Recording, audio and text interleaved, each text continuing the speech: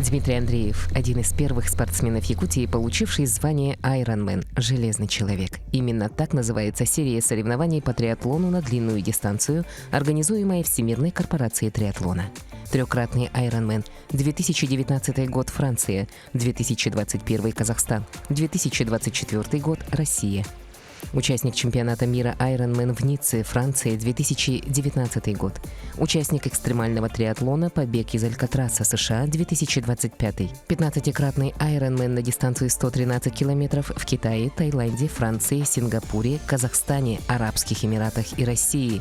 Двукратный участник межконтинентального заплыва из Азии в Европу через пролив Босфор. Но этот спорт является для нашего героя любимым хобби. В основное время он банкир. Работает управляющим банковского учреждения. В годы обучения в Саха-Турецком колледже Дмитрий серьезно увлекался баскетболом. Бегать начал в 2016 году, а с 2018 стал заниматься любительским триатлоном. У Дмитрия спортивная семья, в которой подрастают 3 дочки.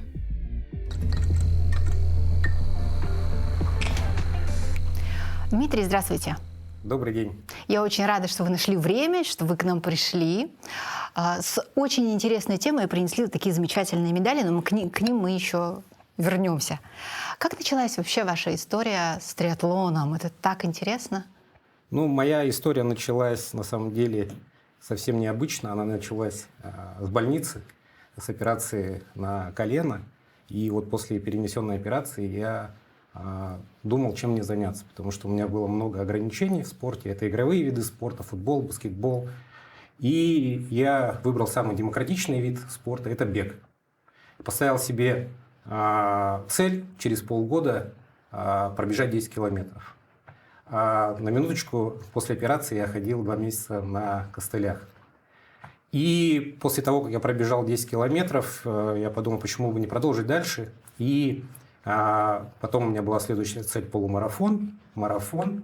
И после марафона я понял, что нужно развиваться. И триатлон пришел в мою жизнь. Я научился плавать, я научился ездить на велосипеде. И буквально через 1 год я финишировал свой первый триатлон в Китае. В Китае?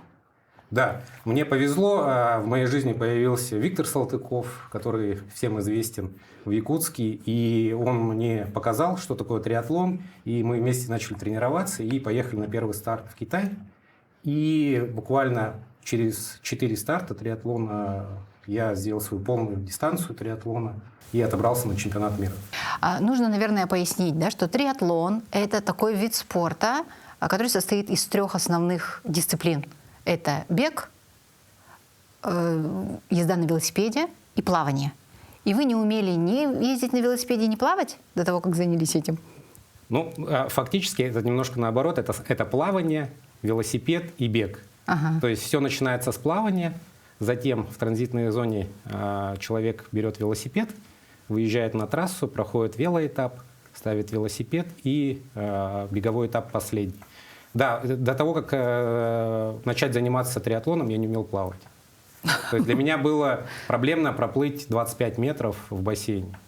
Так, а там какая дистанция триатлона? В классическом длинном триатлоне это 3,8 километра плавания, затем 180 километров велогонка и заключительный беговой этап 42,2 километра бег, классический марафон. Вы вот сейчас мне что-то говорите, а я на вас смотрю, думаю, какой-то инопланетянин сидит и какие-то такие вещи говорит совершенно для меня потусторонние. Учитывая то, что для меня вообще казалось, что такие операции на мениск – это сразу медотвод от подобной нагрузки, особенно от нагрузки марафонской. В вашем случае что сыграло? Вы просто... Это вызов какой-то был для вас или что это было? Здесь, наверное, это вызов самому себе, что я могу на что-то большее, чем просто ходить, ничем не заниматься. То есть действительно нагрузка серьезная, и кто приходит к таким дистанциям, я уже сказал, это полные дистанции, конечно, есть дистанции покороче, и, конечно, к полной дистанции нужно соответствующую подготовку. Это около 1,5-2, а то и больше лет на подготовку к такой дистанции. У кого-то, наверное, больше даже займет времени на подготовку Но бег, как правило, 50% людей больше приходит в триатлон из бега. Потому что бег самый демократичный вид спорта, да, а вот с плаванием, конечно, беда. Да, особенно у нас. У нас так сложновато вообще-то плавать, особенно в нашей воде. Но вы при этом плаваете через реку Лена, да? Да, я в этом году переплыл реку Лена 3 раза. Более того, у меня переплыл 2 раза с Азии в Европу, 6,5 километров, пролив Босфор. И я вообще интересно начинал учиться плавать. Это был 2017 год. Я не умел плавать и хотел найти тренера в Якутске по плаванию, и мне это не удалось сделать. И в итоге я не отчаял, нашел способ, как научиться плавать без тренера. Есть популярная книга, называется «Полное погружение», на английском «Total Immersion», где расписаны шаги, как научиться плавать. Классическая схема, и за 3 месяца, в принципе, человек, читая эти уроки и применяя на практике, может научиться плавать без тренера. Какие 3 причины вы бы назвали самых важных для кого-то, чтобы аргументировать, почему человек должен хотя бы раз в жизни преодолеть триатлонскую дистанцию? Первая причина, наверное, это победа над собой. То есть, когда ты видишь какую-то непреодолимую цель для тебя, да, ты ставишь для себя задачу системно подойти к этому. И на самом деле триатлон — это борьба с собой, а не с соперниками. Это первое, да, чем отличается триатлон от таких классических видов спорта. Вторая причина — это, конечно, гармония и систематизация. То есть ты должен вписать все тренировки в свою обыденную жизнь. Каждый из нас — это отец, мать, супруг. Да, у нас обязанностей много. Да, и поэтому это очень сложно вписать 10-12 часов тренировок в неделю в свой режим. И поэтому отсюда, конечно, появляется системность во всех аспектах твоей жизни. И третья причина, наверное, это сообщество, которое занимается спортом, занимается триатлоном. У меня за последние 10 лет появилось настолько много знакомых в разных точках мира и в России, что сейчас, наверное, половина моих знакомых — это как раз люди, которые занимаются системно спортом, причем они из разных сфер жизни и отраслей. Да, действительно, жизнь постепенно начинает меняться, и на протяжении, наверное, по истечению этого времени я понимаю, что и мои привычки сильно изменились, и мое окружение сильно изменилось, и мой распорядок, режим дня изменился. Но это изначально уже было заложено, да, что будет что-то меняться. Да, и действительно ты исключаешь из своей жизни очень много, что тебе в будущем не пригодится. И меняешь их на новые привычки, на новые процессы, на новые знакомства. И действительно, жизнь меняется очень серьезно. Вы уже сказали, что все мы являемся родителями, супругами и так далее. На семью ваш выбор этот повлиял каким образом? Или повлиял ли вообще? Да, тоже серьезно повлиял, конечно.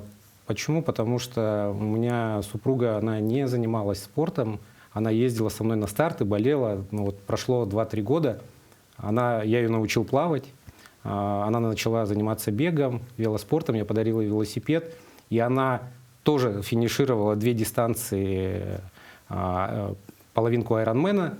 Со мной тоже, кстати, проплыла она 1 раз из Азии в Европу, я ее сопровождал на этом заплыве. И она сейчас, конечно, продолжает заниматься. Дети также спортом занимаются, да, я смотрю, что они и танцами, и балетом занимались, да, то есть это тоже такие привычки, которые прививаются, наверное, с рождения в семье, что спорт важен в жизни, да, и это будет являться залогом успеха будущего. Это здорово. И это как раз-таки тот самый случай, когда мы учим детей не словами, да, а своим собственным примером. Я живу так, и, соответственно, вся семья начинает подстраиваться, как будто бы это интересно.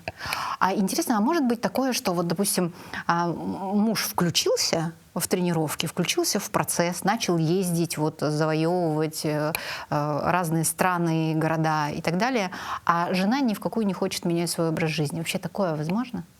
Мне кажется, все возможно в этой жизни, да, но я смотрю на своих приятелей, знакомых, которые также занимаются и триатлоном, и бегом. Рано или поздно супруги также начинают подтягиваться, да, за своей второй половинкой, начинают бегать. Здесь же не важно, сколько пробежит, да, человек, 2 километра, 10 или 42. Главное начать, ну и потом постепенно придет. Цели выстроятся, задачи будут маячить, да, перед глазами у людей, и они будут ставить себе новые спортивные цели в будущее. Да. А что это дает? Вот кроме, понятно, что это колоссальная физическая усталость. Да, вот это вот, наверное, центральное чувство, которое абсолютно никого не минует. А что дает еще, кроме вот этого ощущения? Ну, я бы сказал, что, конечно же, это дает колоссальную выдержку и выносливость. И как вот, ну, вообще триатлон — это про выносливость, про силовую выносливость, про ментальную выносливость. И, конечно, если это сопоставлять с жизнью, да, с работой, то действительно ты на некоторые вещи по-другому смотришь, не делаешь резких сиюсекундных решений, принимаешь решения уже системно, подходишь к планированию, потому что триатлон — это всегда планирование, большой спорт — это вообще всегда планирование, то есть на сезон вперед. То есть спортсмены выстраивают себе график тренировок на год вперед, чтобы вы понимали, да. И, конечно же, это все проецируется на работу, то есть ты становишься системным, выносливым, стрессоустойчивым, потому что как раз в спорте спорт является причиной, ну и следствием, когда ты становишься выносливым и ментально, и физически.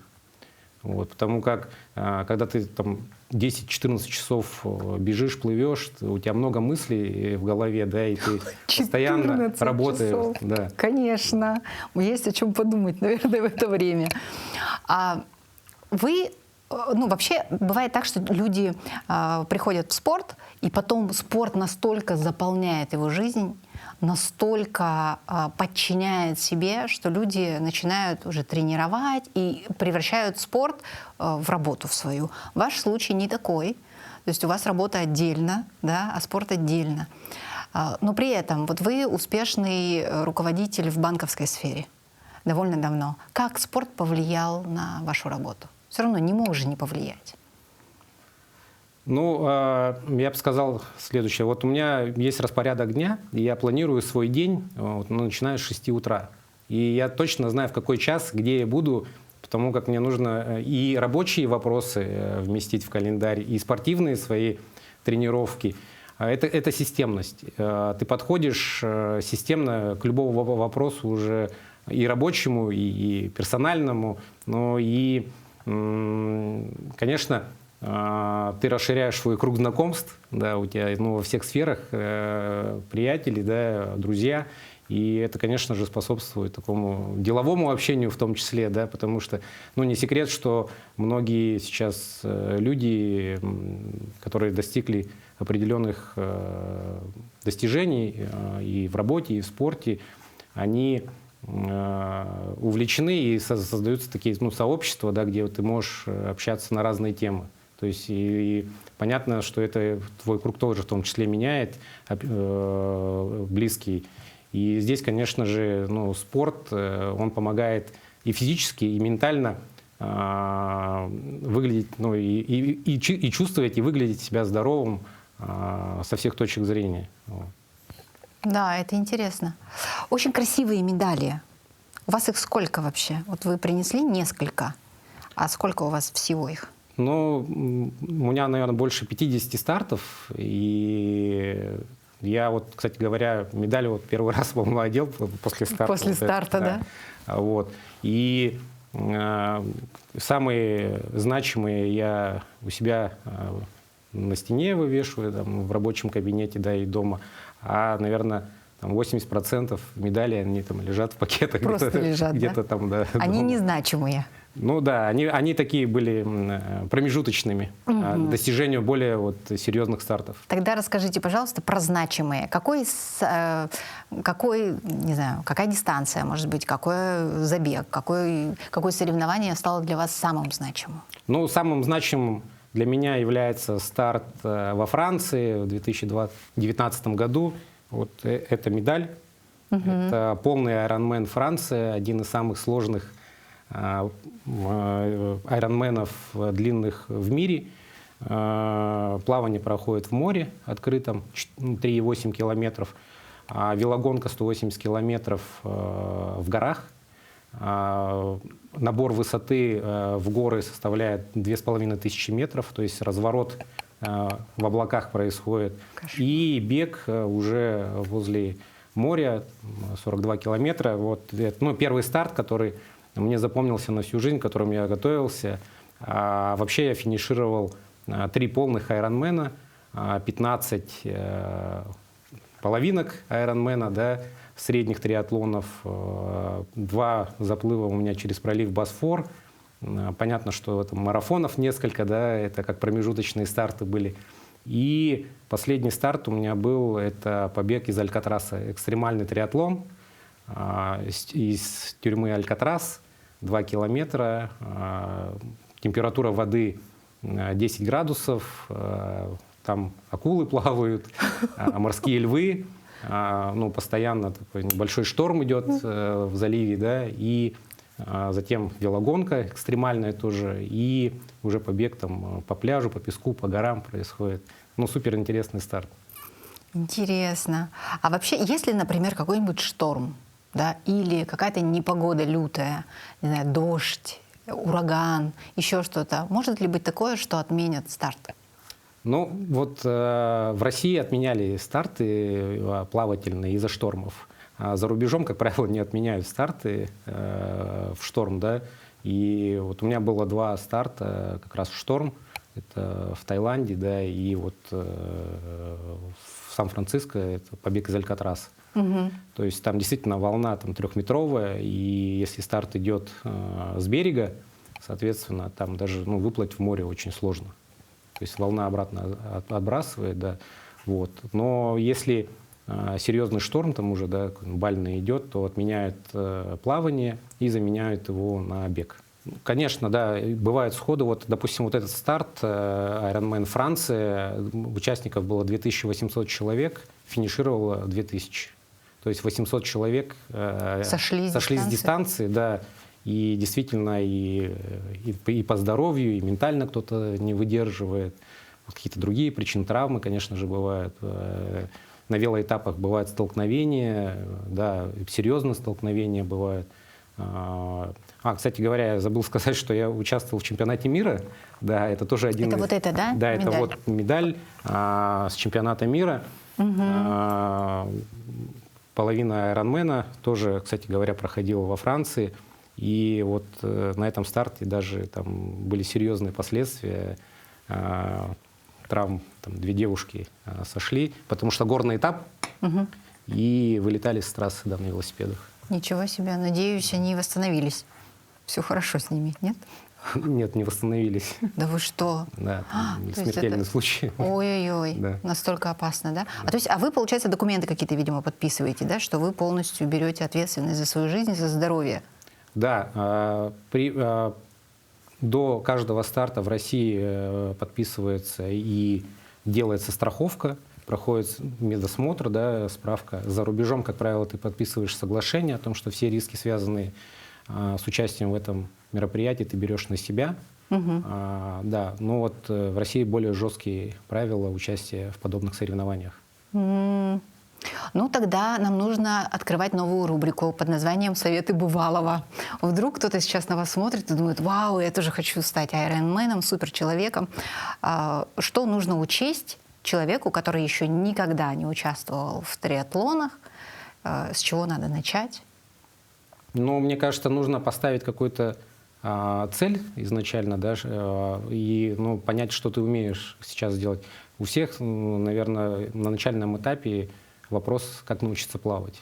Подобрать себе велосипед. Это может быть не очень дорогой велосипед, да, простой, начать заниматься, и постепенно начинать тренировки вот уже системные. То есть, возможно, выбрать тренера, сделать программу И нужно учесть, что подготовка к серьезным стартам – это год-два, а то и больше. То есть, чтобы зарегистрироваться на соревнования уже на лето 2026 года, регистрацию нужно делать сейчас, потому что слотов достаточно мало. В каждом соревновании участвует где-то около 2-2,5 тысяч человек. В отличие от марафонов, где количество участников десятки тысяч, ну, допустим, самые большие это там 30, 40, 50 тысяч человек участвуют. В триатлонах максимальное количество, которое я видел, это было 3,5 тысячи человек. И это был чемпионат мира. А если это региональные старты, российские старты, как правило, это 2-2,5 тысячи человек на этих стартах. Поэтому нужно выбрать старт, календарь подготовки, ну и начинать с малого, конечно, нужно. С малого это с чего? С каких-то маленьких дистанций? С маленьких задач? Да, в триатлоне есть несколько дистанций. Это суперспринт, спринт, олимпийская дистанция, половинка дистанции железной и полная дистанция железная, ну, он называется Ironman полный. Вот. И мне кажется, вот в России хорошее начало – это либо спринт, либо олимпийка. Ну это сколько спринт? Ну вот я, наверное, даже рекомендовал здесь с олимпийки начинать, она более интересная. Это 1,5 километра плавания, 40 километров велосипед и 10 километров бег. Угу. Вот мне здесь вполне возможно преодолеть эту дистанцию, ну, где-то от 2,5 до 3,5 часов. Маленькая такая дистанция. Я думала, что-нибудь такое еще меньше будет. Микро, нет? Есть спринт. Это 750 метров плавания, 20 километров велоэтап и 5 километров бег. Вот, это уже нам подходит более-менее. Хорошо, хорошо. А какие планы у вас? Вот если вы говорите, что спортсмен прогнозирует и планирует все очень заранее. Поделитесь, пожалуйста. Или у вас не принято делиться? Нет, у нас, кстати говоря, мы вот сообществом встречаемся, любители триатлона в Якутске, и делимся как раз планами на новый сезон. Угу. Вот пока у меня план выстроился следующий. Это марафон в Казани 3 мая, половинка Айронмена 30 мая за рубежом. И неделю назад я опять выиграл слот на побег из Алькатраса. В этот раз я хочу уже более серьезно подготовиться и пойти на более серьезный... Это вы уже в третий раз? Во второй раз будете? Да. Ну и на вторую половину года это, скорее всего, будет марафон Санкт-Петербург и московский марафон. Ну, московский марафон я уже 2 раза бегал, вот хочется вернуться, еще раз пробежать его. Это лига марафонов БРИКС, которая в России сейчас открыта. Пока это 3 марафона. Казань, Санкт-Петербург, Москва. И вот кто их преодолевает, тот получает 4-ю медаль, что он финишировал вот лигу марафонов БРИКС. Еще такая есть, да, система поощрения. 4-я медаль. Хорошо. А скажите, пожалуйста, есть какие-то суеверия? Какие-то приметы, может быть? Или, может быть, ваши личные традиции, которые вы выполняете на удачу? Ну, это больше, наверное, традиция подготовить накануне старта вечером все, что тебе необходимо. Потому что в триатлоне очень серьезно относятся к оборудованию. То есть у тебя гидрокостюм, у тебя питание определенное, у тебя велосипед, у тебя триатлонный костюм, да, который ты постоянно носишь, у тебя кроссовки, то есть ты это все переодеваешь, все оборудование оставляешь свое в транзитной зоне, то есть у тебя начинается плавание, да, это в гидрокостюме, ты выбегаешь, гидрокостюм снимаешь, переодеваешься, шлем, перчатки, берешь велосипед, выезжаешь, все это должно, ну, номер вешаешь, да, ну и выезжаешь, потом также обратно все это оставляешь, переодеваешься в беговую уже форму, там кепка, очки, и начинаешь беговой этап. Вот чтобы это не забыть накануне старта, и чтобы ты не нервничал на старте, тебе нужно все это выкладывать вечером. И, как правило, в гостинице это занимает все пространство в номере.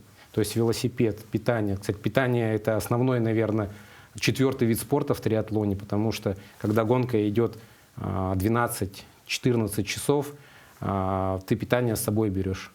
И питаешься на велосипеде, на беге, даже на плавании, да, с собой гели берут вот сюда вот в гидрокостюм. Один гель, да, проплыл 2 километра, прямо его съел сразу же и в море и дальше плывешь. То есть ты должен питаться, потреблять там, до 100 граммов углеводов в час. Если ты не доел на велосипеде, то, скорее всего, ты не сможешь пробежать хорошо, потому что у тебя не хватит энергии. Поэтому это очень важно. И накануне, когда ты приготовился, ты уже уверен, что у тебя все хорошо с оборудованием. Все. Остальное уже в твоих ногах, руках, в голове. Вот делаешь план на гонку.